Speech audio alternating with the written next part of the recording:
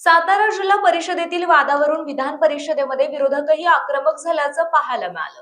ठाकरे गटाचे अनिल परब यांनी हा सत्ताधारी मंत्र्यांना झालेल्या धक्काबुक्कीचा मुद्दा उपस्थित करत शिंदे गटाने केलेल्या बंडखोरीचा उल्लेख करत टोला लगावलाय। पूर्ण देशात शहीद दिन आज ओळखला जातो। भगतसिंग, राजगुरू, सुखदेव यांना आज आपण वंदन करतो।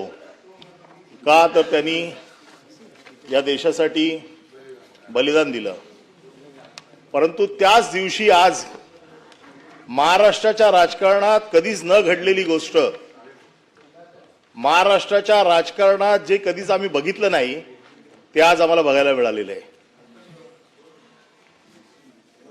काही दिवसापूर्वी जी सातारा जिल्हा परिषदेची निवडणूक झाली, या निवडणुकीत सत्ताधारी मंत्र्यांना पोलिसांनी मारहाण केली। सत्ताधारी मंत्री पोलिसांचा मार खात आहेत। जर मंत्री मार खातो या महाराष्ट्रामध्ये, आम्ही मंत्री म्हणून बघत नाही, आम्ही सरकार म्हणून बघतोय। आणि सरकारचं कर्तव्य काय असतं? सर्वसाधारण नागरिकाला संरक्षण देणं। जर या राज्यामध्ये मंत्री मार खातायत, कार्यकर्ते जर सत्तेतले मार खातायत, तर सर्वसाधारण नागरिकाला काय संरक्षण तुम्ही सरकार म्हणून देणार आहात? मी या सभागृहात गेले कित्येक वर्षे महाराष्ट्राचं राजकारण जवळनं बघतोय। काही वर्षापूर्वी उठाव केला गेला। हा उठाव कशासाठी केला? तर आमचा स्वाभिमान राष्ट्रवादी चिरडते, आमचा स्वाभिमान राष्ट्रपती पायाखाली दाबते। अजितदादा आम्हाला फंड देत नाही, अजितदादा आम्हाला वागणूक अशी घाणेरडी वागणूक देतात। त्याच्यासाठी आम्ही उठाव केला, त्याच्यासाठी आम्ही सत्तेतनं बाहेर पडलो, त्याच्यासाठी आम्ही सत्ता पलट केली। आम्ही वाघाचे बच्चे आहोत। सभापती महोदय, नाही सभापती महोदय, माझं पूर्ण 289 का होतोय? हा पूर्ण 289 होतोय। मंत्री महोदय काय म्हणायचे? महोदय, या विषयावर जेव्हा चर्चा झाली, निर्णय झाला, तेव्हा ते नव्हते, तर अनावश्यक आपण हे मांडायला का म्हणतो? तो 289 तुमचा 289 तिथे दालनातच आहे, थोडक्यात मांडा आपण। नाही, माझं म्हणणं या विषयावर विस्तृत स्वरूपामध्ये मांडू नका, थोडक्यात मांडा आपण। या विषयावर चर्चा झाली, काही रुलिंग दिलं गेलं, चर्चेवरच ऑब्जेक्शन आहे। या राज्यामध्ये मंत्री मार खातायत आणि एवढी वाईट परिस्थिती आहे मंत्र्यांची, भारतीय जनता पक्षाचं नाव घ्यायला घाबरतायत। कोण पोलिसाची हिंमत होते? पोलीस हे प्यादे, आणि पोलीस हे प्यादे, या पोलीस मारतो तुम्हाला आणि तुम्ही मूग गिळून गप्प बसताय। कुठे गेला तुमचा स्वाभिमान?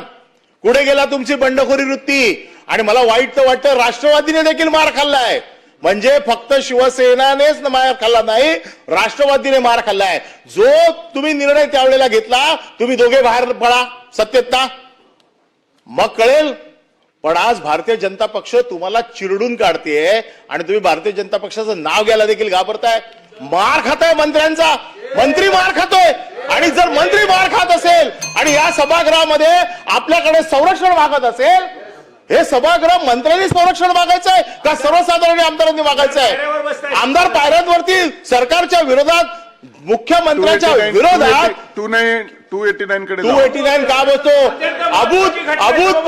अभूतपूर्व परिस्थिती महाराष्ट्रात निर्माण झाली आहे। आणि जेव्हा अभूतपूर्व परिस्थिती महाराष्ट्रात निर्माण होते, त्यावेळेला हा विषय 289 चा होतो। भारतीय जनता पक्षाकडनं तुळवले जात आहेत, स्वतःला वाघ समजतायत।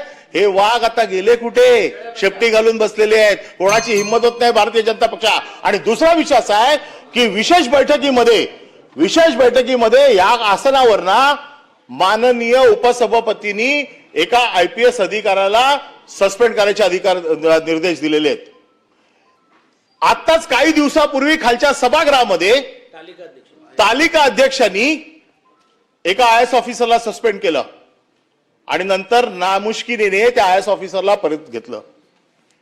तुम्हाला तुमचे अधिकार जर वापरायचे असतील तर ज्या अधिकारात खाली आपण पिटलो गेलोय, मार खाल्लाय, तेच अधिकार पुन्हा तुम्ही इकडे वापरताय। माझं म्हणणं आहे मिसयूज ऑफ पॉवर आहे। का अविश्वासाचा ठराव आणू दे उपसभापतींवरती? ऑलरेडी आमचा एक अविश्वासाचा ठराव पेंडिंग आहे, त्याच्यामुळे अविश्वासाचा ठराव आणण्याची आम्हाला परवानगी द्यावी। या सभागृहामध्ये मी बघितलेलं आहे, परमवीर सिंगने ज्यावेळेला कल्याणच्या निवडणुकीमध्ये महानगरपालिकेच्या फक्त थोडा त्रास दिला म्हणून यांच्या नेत्यांनी भर व्यासपीठावरती राजीनामा दिला होता. कुठे गेलं ते शौर्य, कुठे गेली ती ताकद? का फक्त शिवसेनेबरोबर दादागिरी करायची आणि भारतीय जनता पक्षासमोर शेपटी घालायची? हे ह्या सभागृहात मी कधी बघितलं नव्हतं. आज शहीद दिन आहे म्हणून हा विषय मला आज सभागृहासमोर आणावासा वाटतो.